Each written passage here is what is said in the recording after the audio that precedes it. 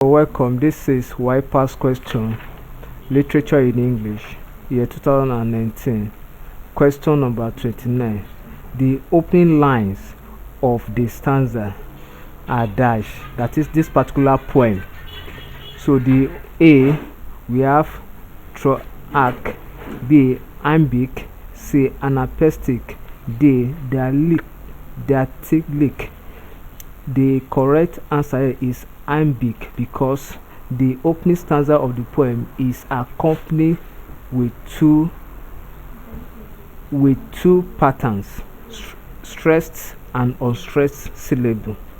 So that is why B is the correct answer.